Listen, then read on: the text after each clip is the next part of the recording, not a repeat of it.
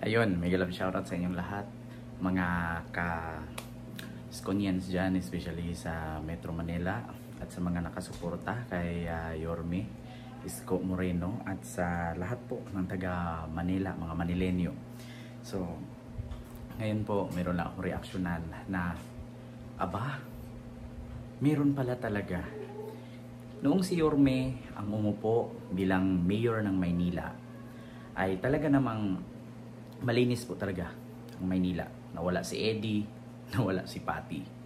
Pero ngayon, nung wala na si Yorme, ilang mga balita ang aking naririnig na merong nagpanggap bilang traffic enforcer, nangungutong. Naalala nyo noon, merong isang traffic enforcer na nangungutong, tanggal agad ni Yorme. Ngayon, naka-uniform bilang traffic enforcer. May hocus-pocus sa traffic enforcer ha. Huwag kayong maano sa akin. Kasi meron ako nabalitaan sa mga traffic enforcer ng Maynila na hindi na si Yorme ang mayor. Kapag napagod daw itong mga regular na traffic enforcer, pwede silang kumuha ng kaibigan, papasuutin nila ng uniforme, yun yung padyutihin nila at bibigyan lang nila. May mga ganyan daw senaryo. Chismis lang yan ha. So kapag chismis, may totoo, meron ding hindi totoo. Chismis eh.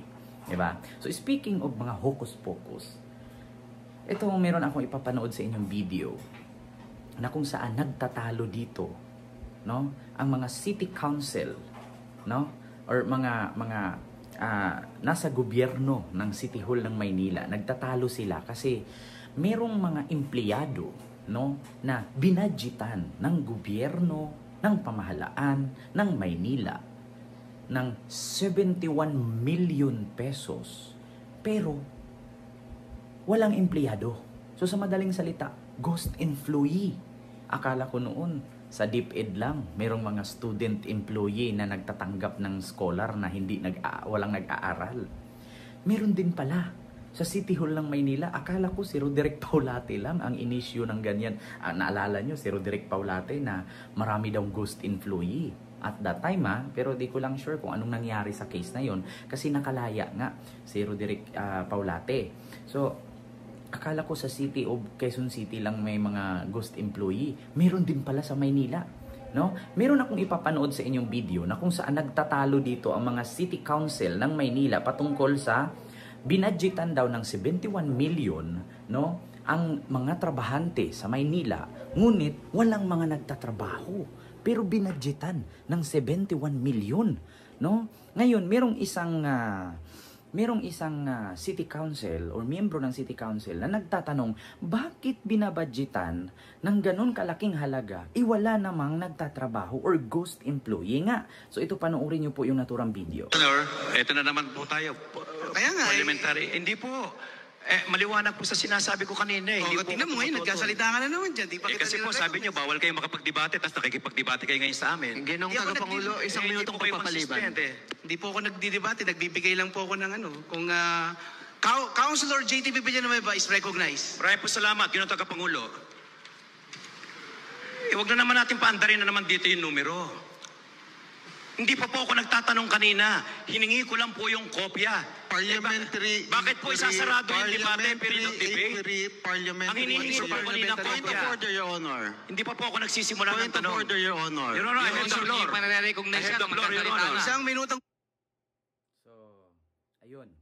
Napapanood nyo po mga Manilenyo, mga Skonians na yung time na yan nagtatalo sila kasi yung isang city councilor gusto niyang tanungin kung ilang empleyado ang nakalista at totoo ba talaga? Kasi napakaraming nakalista na empleyado ngunit hindi nagtatrabaho pero binabadgetan ng 71 million ng City Hall of Manila. So yun po yun ha, short nga lang naman yun, i-explain ko na lang sa inyo. Nagtatalo po sila. Nasa live yan, naka-live yan, kahit panoorin yung buo. No, hanapin nyo yan, pagtatalo nila. Kasi nga, ikaw ba naman, 71 million gagastusan mo para magtatrabaho. Pero ang problema ngayon, may listahan, pero walang tao. So, akala ko, Roderick Paulate lang ang ganun, na may ghost employee. Meron din pala, di umano ha, chismis lang to, sa City Hall of Maynila, babadgetan ng 71 million pesos no? ang nakalista doon sa listahan, pero saan yung mga tao na yun? Yun yung tinanong ni City Councilor GP de Villanueva. GP Villanueva ba? Di ko alam kung anong pangalan ng City Councilor na yun. Na, asan yung listahan? Hindi numero. Kasi ang ibigay, halimbawa, 71,100,000 workers. Ang tanong, yung 100,000 workers ba yan? Rehistrado ba yan? Totoong tao ba yan? Hindi ba yan ghost employee? Kaya nagdidebate ngayon si Vice Mayor Yul at saka si GP de Villanueva ba? GP de Villanueva. Hindi ko alam kung yung City Councilor na yun. Yung makita nyo sa video. So ngayon, may hocus-pocus pala. So ngayon, kung ako bilang isang City Councilor ng Maynila, example lang, pipirma ba ako na pasasahuran at babadjitan ng 71 million pesos yung mga tao na nirepresenta noong naturang politician na, ito, 71 million, budget to sa 100,000 ka worker. Paano ako pipirma kung hindi ko nakikita yung mga worker na yan? Sure ba kayo na yung 100,000 worker na yan buhay? Baka yung iba dyan nakalista patay. Oo. At hindi yan pwede nating tanungin na imbento lang. Kasi ultimo nga sa eleksyon, kahit patay, bumuto pa. Diba? May mga ganyang hocus-pocus. Kaya sabi ko, akala ko si Roderick Paulate lang ng Quezon City ang may ganyan. Sa Maynila pala, meron daw. Ay di umano, nagtatalo sila. Sabi nga nung isang city councilor, wag mo akong bigyan ng numero. Gusto ko yung listahan, hindi yung numero. 'Di ba? Kasi kung sa mathematics nga, no, walang labis, walang kulang. Ang 1 kilong bulak versus 1 kilong pako, hindi po pwede mabibigat ang 1 kilong pako sa 1 kilong bulak kasi halimbawa, 5 pirasong pako, 1 kilo. Ngayon, 1 kilong bulak, 1 kilong pako, alin ang mas mabigat? Malamang pantay. Alam niyo kung bakit? Hindi mo naman titigilan sa kakalagay yun ng bulak hanggat hindi siya umaabot 1 kilo. Kahit sabihin natin, ang pako 5 piraso lang 1 kilo na. Ang bulak 5 sako bago may 1 kilo. Hindi mo naman titigilan sa kakalagay yun ng bulak hanggat hindi siya umabot ng 1 kilo. Kaya sa mathematics, hindi po pwede na numero lang ang ilagay mo, walang pangalan. Siyempre, 5 bahay. 5 bahay lang ilagay mo. Hindi mo ilagay doon may nagmamay-ari ng bahay. So, questionable yun. Ganun yan sa nangyari. Sa hearing na sa session na yan, sa City Council ng Maynila, na binadgetan daw, di umano chismis lang to, 71 million. Pero, numero lang ibigay, hindi listahan. Kaya ngayon nagtatalo itong si Vice Mayor at si City Councilor. Di ba?